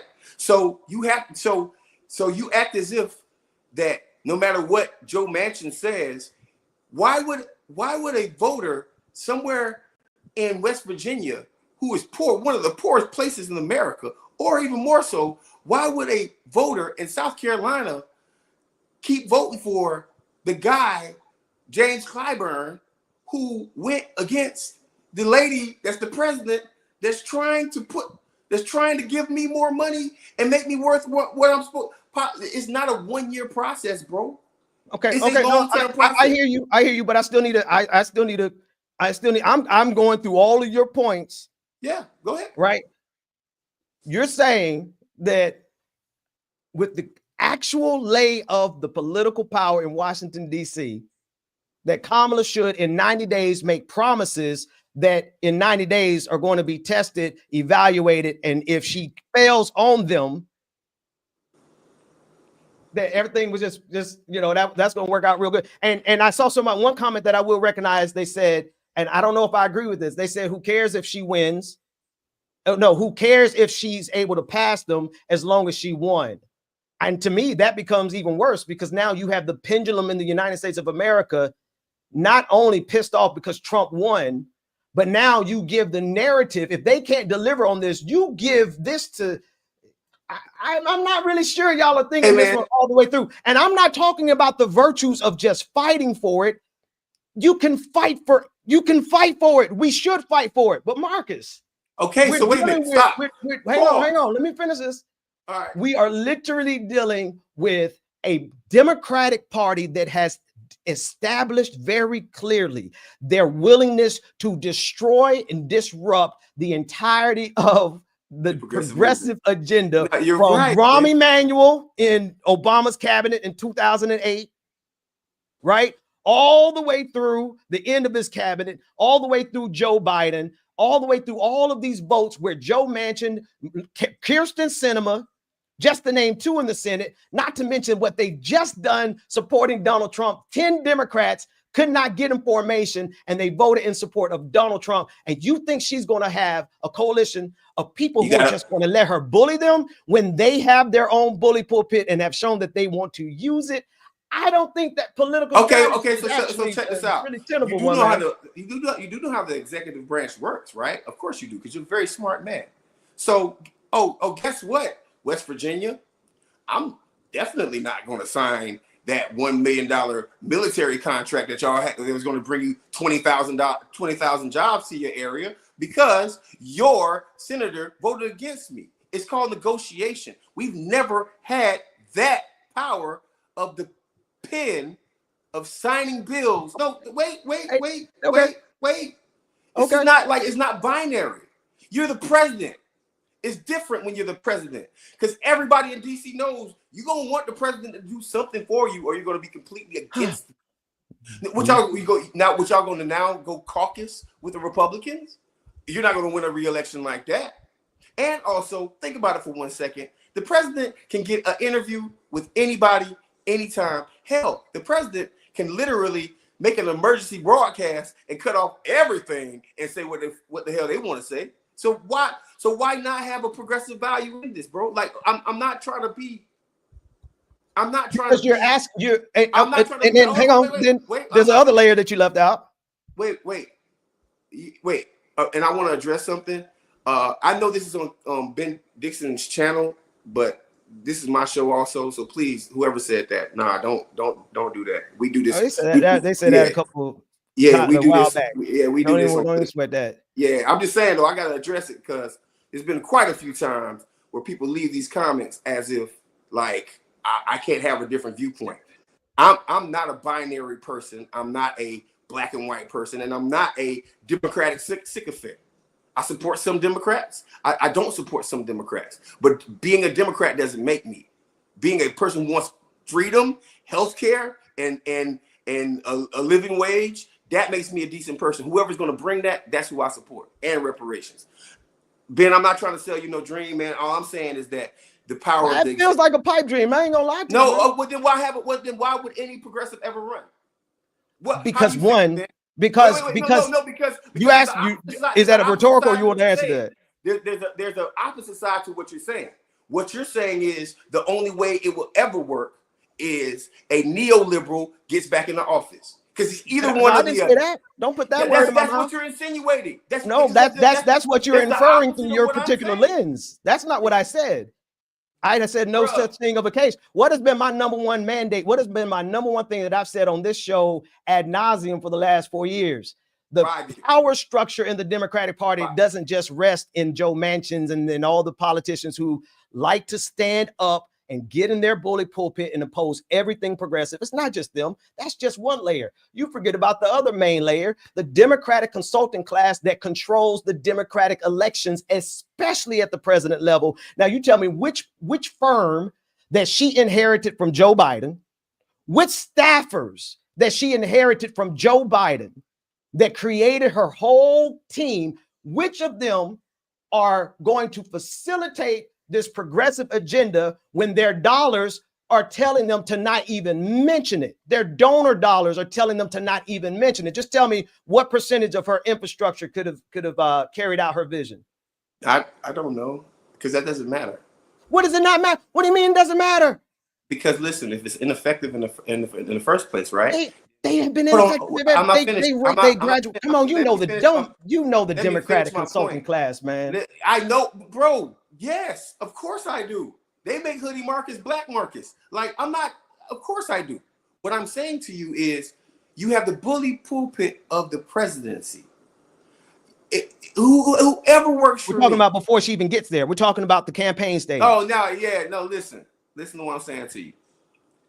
It's her decision to say, you know what, we're going a different direction, or I'm gonna lose this race. That was a Kamala Harris decision. That was a Vice President Harris decision. She barely got the first direction out because it was 90 days. I swear on everything. I swear on everything. The biggest problem with your theory is that you're not and even with the karma aspect of it, is that you're not taking in consideration the shit bag. The mechanism of it. Yeah. No. The bag. Wait. The hot potato that she was handed. Ben, let me help you out real quick. I worked on over 50 campaigns in my life. Right. Let me tell you something. Let me tell you something that I know about each and every single one of them. The candidate decides how the campaign is run, even in 90 days. Every other presidential election had 90 days from the primary. Every single campaign, every single Hillary Clinton did, Barack Obama did, They all had 90 days. Now, what she But also they had institutions Wait, I'm not built. finished yet. I'm not finished with my point. At the end of the Too many day, variables, man, because you're taking away too no, many it's variables. It's not a variable if you're the boss of your campaign. It's like She me does coming up- not have Hold on, hold on. offices That's like set me up coming- wait, 90 Ben, days out in Ben, 2024. Ben, No, you got to Ben, you got to Ben, concede this. Wait Ben, a minute. You Ben, got to can I- concede because this, you keep Marcus, cutting and me I will off, yield the bro. floor. I will yield the floor, but you got to You concede keep this. cutting me off every time I talk, Ben.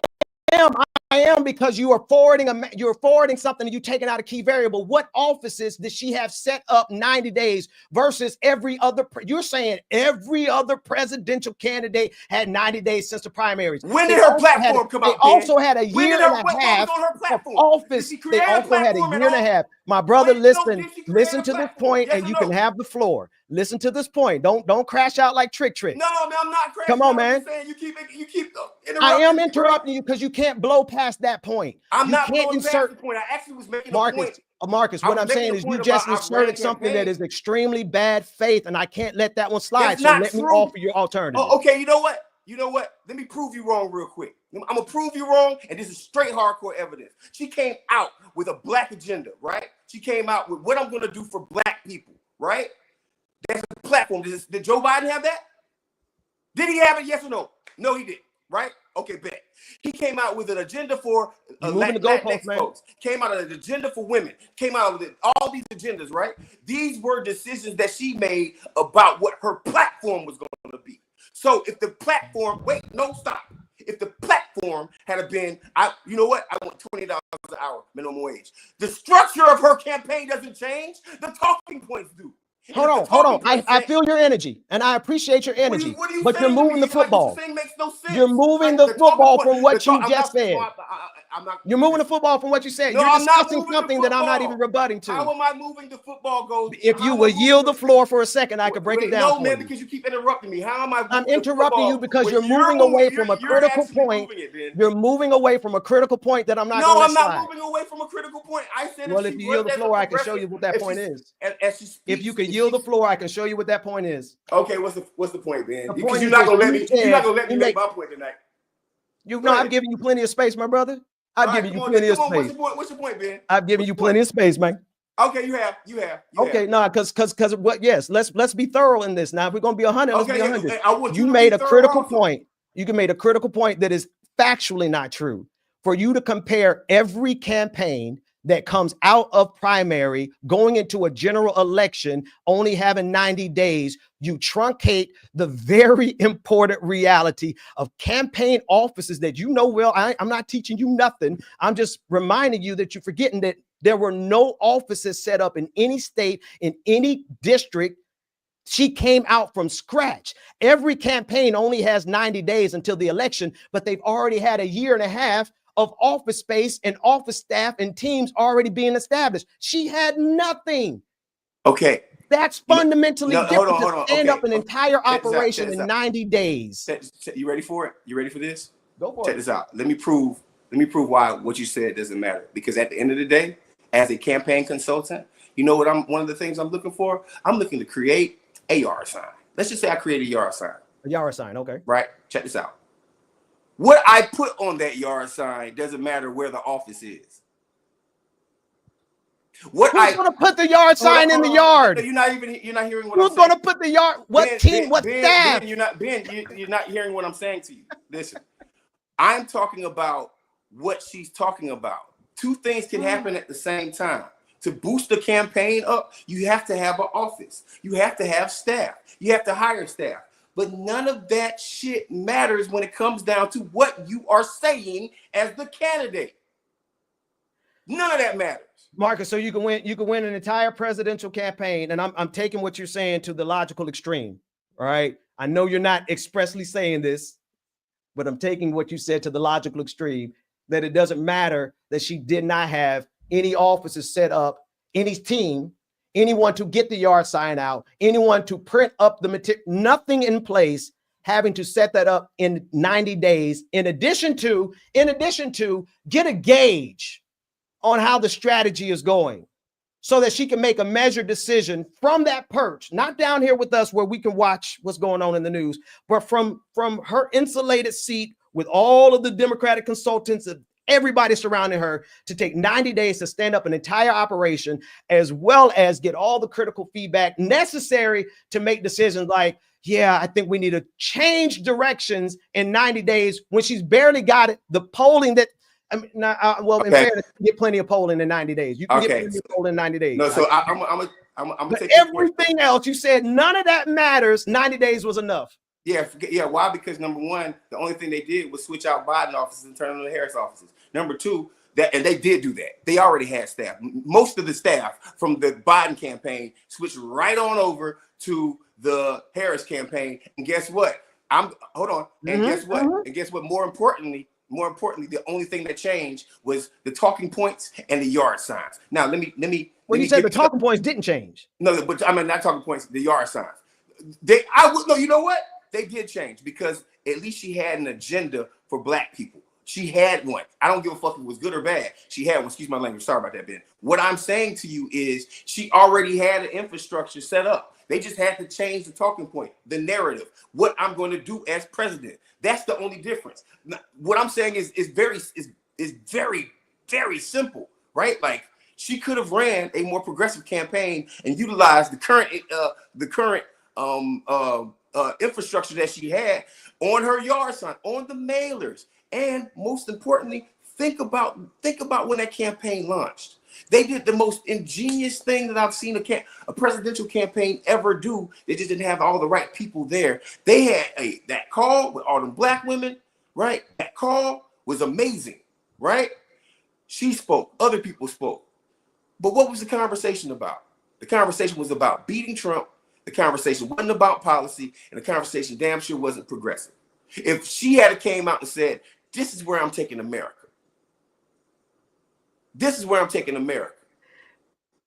I remember us covering it. I remember us covering it at the time, and we noticed how she was so boxed in that and you actually said it tonight even, she was so boxed in that she couldn't even go against and distinguish herself from Joe Biden. And then you just outlined and mapped why. Yeah. Because she inherited Joe Biden's infrastructure. Yeah. She inherited Joe Biden's consultants. She inherited everything that was Biden. And you're saying that her job I get what you're saying in terms of her prerogative. I ain't gonna doubt that it was her prerogative. She wanted to say the sky is blue, and she could, just like Donald Trump has his prerogative. But you're saying that a person who is on a borrowed political infrastructure that's not even her own and doesn't even have the 90 days yet to do it should defer from she couldn't even defer and distance herself on Gaza. They wouldn't even let her distance herself on Gaza. The one most obvious. The most obvious. She had no foreign policy decision in Gaza. She couldn't even distance herself from Gaza. And you're saying that she should have also been able to distance herself and go progressive in 90 days. Yeah, wow, man. Yeah, I do. You know why? And then I'll leave with this. You know why this conversation ticks me off. Real quick, Ben, real quick. Okay, go ahead and I'll tell you why this conversation ticks me off. Go ahead. The real reason why I say that, right, is because you already got the nomination. What is Joe Biden going to come back and say? Psych, American people, we're going to go with somebody else. No. What y'all going to do to stop me? What y'all going to do? Marcus, how many candidates have you been around? Well, actually, no, I'm going to ask that one. I'm going to ask that particular one off air. Here's why I have a problem with this whole conversation. Because you have established, it's like, you read the conversation in the chat room. People say she lost because she sucked. That's not true. No, but hear what I'm saying though. You're setting up a bar of expectation that I think Kamala was probably great enough to get it because I think she's a fighter. I think if Kamala had been freed to fight, and you have to ask yourself the question, why wasn't she? Well, let's pause and think about this. They wouldn't even let her do interviews because they didn't like the way she snapped at people when she got angry. Now, is that a function of her sucking, or is that a function of her not being able to go and do interviews, or is that a function of the barrier of entry that we put in front of every woman, but particularly Black women and Black men, But right now, in this case, it was a black woman. She had to jump over every hurdle beyond. And then now you're giving more to say that in 90 days that she should have had an autonomous enough campaign to break away from the Biden infrastructure that she inherited and turn that whole shit We're talking about direction, to a progressive direction without clarity on the coalition to bring it to pass. Hey, man, Ben, it's mighty hard. And considering the way she whipped and drugged Donald Trump in that debate, showing a clear juxtaposition on just sheer merit of his bumbling idiocy and her professionalism in that debate, and still it wasn't enough because, as they say, she sucked, and as you say, she should have done something else. I'm sorry, y'all. Hey, listen, man, I got a fun. I just fundamentally have to disagree with your take on this one, and it's cool for us to agree to disagree, right? Yeah, because right. But I appreciate that spirit, but also I'm gonna say I don't just disagree. I think it's BS. I think it's high key BS because there is no power structure for progressivism in the Democratic Party. How about this right here? Hear that last part. There is no power structure for progressivism in the Democratic Party. If you think what I'm saying is BS about her coming out as progressive and doing better, then I think you want more of the same. I think you just misrepresented what I said, sir, for $300. You just misrepresented what I said. With me, bro. You think it's BS? That's you are misrepresenting what I said. Do we need to rewind the tape? Don't play that particular game. Not that one. Man, represent my words properly and call me out for that. I think what you're saying is BS. No, I don't think what you're saying is BS. I think what you're saying is actually what gets us caught up in the same mentality when it comes down to elections, that we can't do better. What you are coming from an aspect of, and I can tell you exactly why. She did all that she could. No, listen, if she had went on that DNC stage and said, hey, listen, we need a more progressive America. I am separating myself from and if y'all want to support my campaign, here's how you do it. You are the boss. When you accepted that nomination, there will not be another person to run for president. You might have speech writers that write speeches for you, which you do have. See, I've worked in presidential campaigns before. You have speech writers. You have people who do forwarding, and you have people who actually do advanced work, and you have, of course, Secret Service, and you have all these different entities that she's not a day-to-day manager of. Yeah. Right. But the one thing they can't do during the campaign is go against what she says. None of them. I don't know about that part, but none of them. You've seen the candidate. Yeah, but you've seen anyway. That point. That point is not as important. Again, and very clear on what I'm saying is BS. What I'm saying is BS is creating. No. You almost made me lose my point. Here's my point. There is no progressive power structure in the Democratic Party, save the residuals of Bernie Sanders. Do you at least agree with that? Yes. I don't disagree with you. If there is no progressive power structure in the Democratic Party such that we can command these decisions, then you're not going to. This is okay. No, you're not going to get that. So what is going to drive? What is going to? Here's the question. Let me say this. Here's the thing. Here's what I'm saying. That might be true, but you win on door knocks and messaging. You win campaigns on door knocks and messaging. You know what she did have control over? She had control over what went out on the mailers. You know what she did have control over? She had control over that blackmail thing, the black men for Harris. You know what she does have control over? What she says when she's on a presidential platform speaking to people in those rallies. That's what she has control over. That's what attracts voters, Ben. You just reminded me of another reason this is a BS argument, because in the most progressive thing that they did. Hey, bro, listen, I'm being respectful to you. I'm not saying anything that you're saying in any kind of negative way. It's not no BS argument, right? It's something that you disagree with. We could just No. I'm very clear. I'm very clear. And, yeah, and because I don't if that's the case, then I I'm don't looking mean at this. you're more of the same. She couldn't do nothing about the race as a bunch of it's way more BS.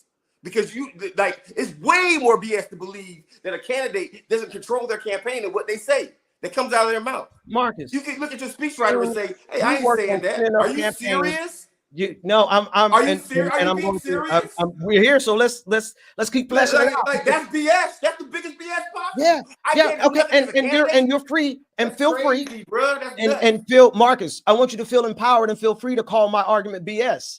I'm not offended by that. Well, it is. Well, It yes, is. And it's not progressive, and it's actually glad not we going got to that move on the the country book. forward. I'm glad you got that on the That book. thought process can't move the country forward, man. That's Yeah. more of the same. Yes, especially when you pigeonhole it into moving the goalposts and misrepresenting what I'm actually saying for the purposes of grandstanding a progressive power that we all know we need, but does not simply exist as a power structure in the Democratic Party from the Democratic consultants that design her handouts, that design the knock on the door. She ain't designing none of that. They bring her 3 examples, say which one you gonna take. All 3 of them are neoliberal talking points. You know who on a spectrum of what's presented to her manager that's manages already that, right? neoliberal.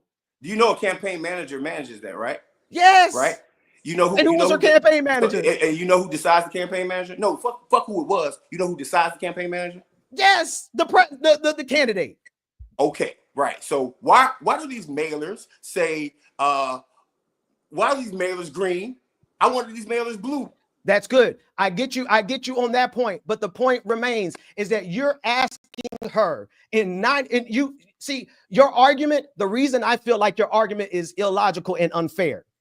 Okay. It's illogical and unfair is because you're asking her to compress a revolution inside of the Democratic Party on top of standing up an entire campaign in 90 days with the full expectation that she's going to operate in the same fashion any campaign. You literally said like every other campaign has 90 days. She had 90 days from start to finish, and you're asking her to set off a progressive revolution in the Democratic Party for which no power structure exists, period. So there's 2 different things. There's a difference between a power structure and messaging and door knocking, right? And I'm just using my campaign brain right now, right? If my canvassers, right? Now, even to your point, even if the television consultants decide, which by the way, they run every single commercial by the candidate before it goes up anywhere. Every single commercial, they run it by the candidate, right? Even if the television consultant said, you know what, we ain't listening to this lady. We just gonna do what we gonna do anyway. Right? Because what you're saying is, what you think is, and this is my last point. This is gonna be my last point. Candidates have a lot more control over their campaigns, even at a presidential level, right? You can fire people, you can hire people, you have consultants. There are going to be people who get pissed off with you, right? There are going to be people who get pissed off with you, whether it's the constituency, it's definitely the campaign. I know for a fact, I wanted Bernie Sanders to talk about reparations while he was in South Carolina. Did he do that? No. But you know how many people told me if Bernie had to mention reparations at this rally, I probably would have thought about voting for him, but he didn't even want to have a rally down there, right? That was his decision. That was his decision on the same level, right? Candidates control what they want to do. It wasn't Jeff Weaver who decided not to come and door knock in South Carolina. It wasn't Jeff Weaver that decided to pull 15 HBCU stops and not go to the black colleges that we wanted him to go to. No, that wasn't Jeff Weaver. That was Bernie Sanders. Candidates have a lot more control over their campaigns, even in 90 days, than you're giving credence to. Marcus, you've shared with me the role that Jeff Weaver had in influencing those decisions throughout the entirety of the process. Yeah, he did. He did. The power of the campaign, the power of but Bernie is the person who made the final decision. No. Let me just say one more time, Marcus. You've told me directly about the influence that Jeff Weaver had on some critical decisions on race matters in that campaign, and not absolving Bernie, because you didn't absolve him when you told me this. I'm not but you clearly laid it at the feet of the campaign manager, Jeff Weaver. Right. So check this out. What I'm saying is, if Bernie wanted to fire Jeff because he found out that, oh, there's more black, there's black places that we went to and we didn't go, why the fuck didn't you tell me? Because I thought we didn't need to do it. Man, you're fired. How is he going to find that piece of information out? Oh, people will tell you. You got other campaign staffers. Don't get this twisted. They all have meetings, and this is why it's important for Vice President Harris or whoever the next Democratic nominee is to have a diverse group of people around you, unlike Bernie did. But look, I'm not gonna dwell on this one right here because it's getting late, and I want to talk to you offline. But what I will say is I do appreciate your viewpoint. I don't necessarily agree with it. Yeah, no, listen, man. I and I don't say this in disrespect to you, man. I say this in disrespect to this thinking that is pervasive and holding Kamala to a standard that we haven't held anybody in this country. No. So let me clarify this. I think that woman did as much as she possibly could with the cards that she was dealt. I do think that. Why we even having this conversation, man? I'm about to go have me a glass of wine, messing with you, because this is what I'm saying. But the only difference is, right, progressive talking points. You're not like I'm talking about to gain more voters, right? The thing, like she wasn't talking about things that were going to get people to vote for her. She was talking about things to keep the neoliberals happy. Let me ask you: did you think she actually liked Liz Cheney? You think she actually was like, yes, I think this is who I want to go campaigning with? Like, I just want your opinion on that. You think Kamala? I don't know. I don't know. I don't think so. No, I don't think she would like Liz. I think that somebody in the power structure and the Democratic consulting class, as they presented her entire set of scenarios. Listen, man, I hear what you're saying in terms of the autonomy of a candidate, but I think you also, and I know you know this because of your experience and also what you've conveyed in your wisdom and your training of people.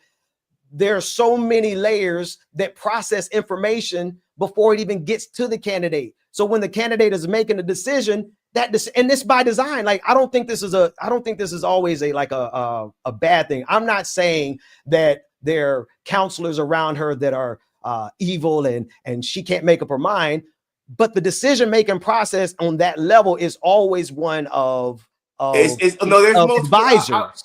I would be remiss if I didn't say that there was multiple people involved in decision-making aspects. And you're right about that. Like Ben, I'm giving you your props. You're right about the mechanism of it, but also what you're wrong about is the voter. You're wrong about the voter. No, you're I agree wrong with about you on the voter. You're wrong about the messaging, right? I agree with you on the messaging. Well, what I disagree on is that what I'm talking about, Ben. What I disagree on is the feasibility, practicality, and the logistics of standing up what you're saying, which requires, and I'm not trying to teach you this, I'm just stating it.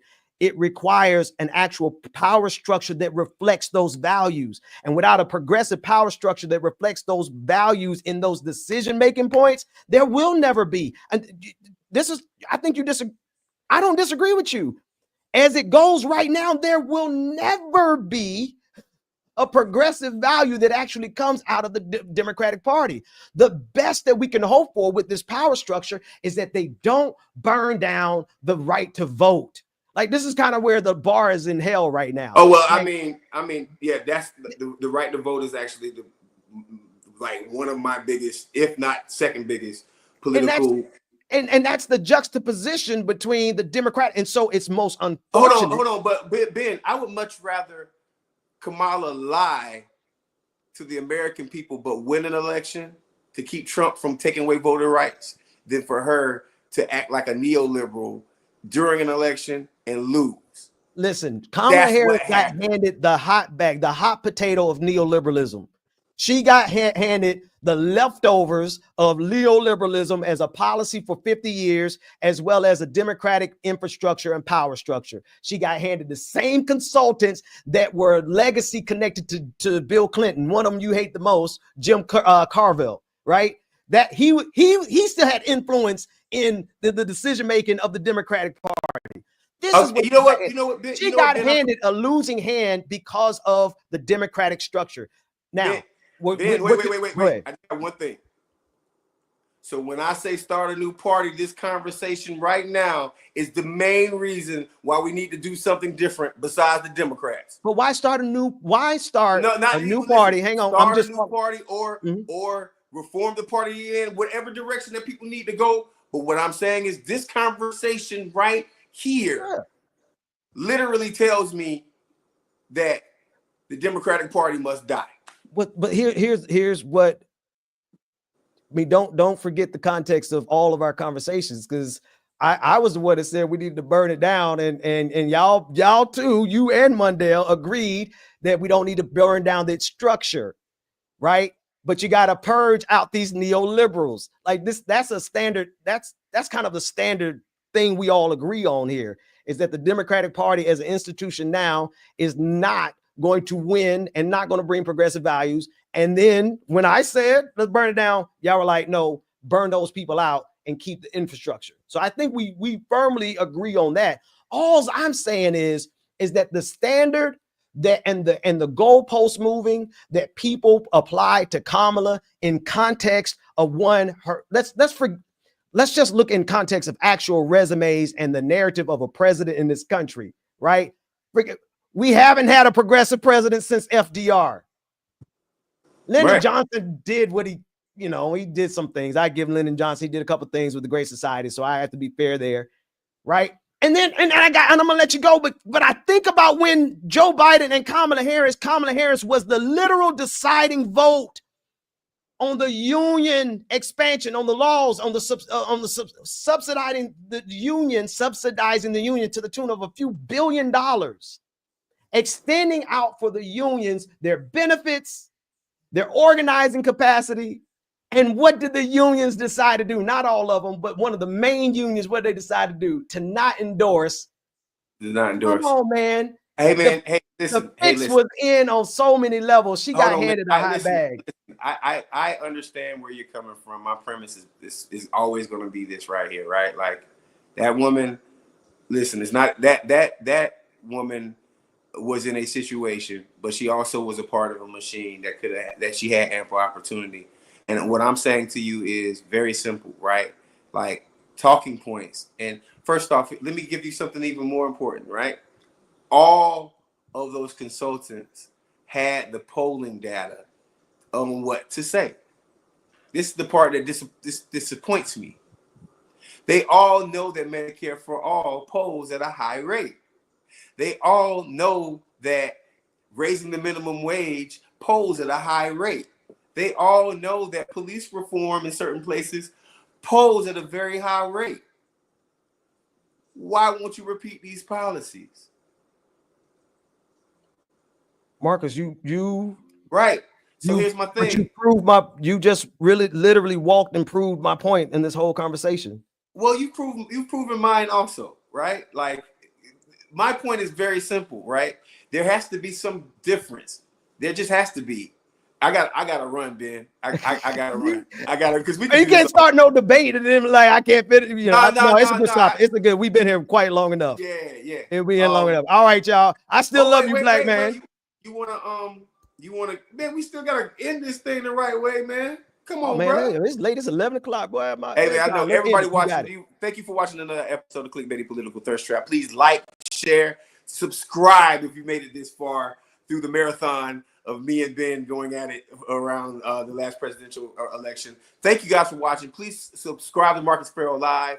Please make sure you come and check out Ben on Sunday and Like It or Not on Saturday morning with Bubba and Rebecca Azur. And what else am I doing here? Oh, and last, come to my channel. I am bringing up the narcissism of Napoleon. No, not Napoleon. I'm doing the narcissism of what's his name? They had a black kid. We said it earlier. Oh, Strom Thurmond. Strom Thurmond. The narcissism of Strom Thurmond. Yeah, I love it. And you got anything, Ben? Man, all I got is it's been good. It's been real. Mundell, love you, brother. We missed you tonight. I had you there for a minute. We thought we could hold out and get you back in, but we don't have you. All right, y'all. Love you. Close out with this trap squad. Put up them squirrels and them acorns. Because even when we disagree, we don't crash out.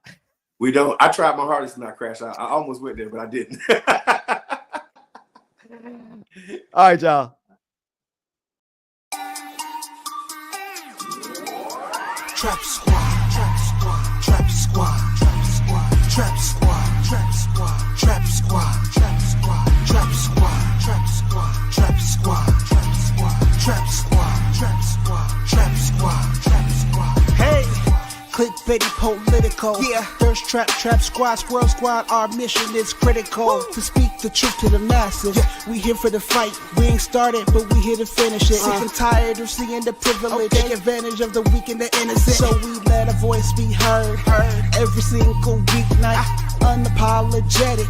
Black people, despite this white supremacist system that we live through on a daily, we still throwing up those acorns cause we represent clickbaity. Yeah. Trap squad, trap squad, trap squad. Let me hear ya. Trap squad, trap squad. Throw those squirrels up if you with it. Trap squad, trap squad. Yeah, I see you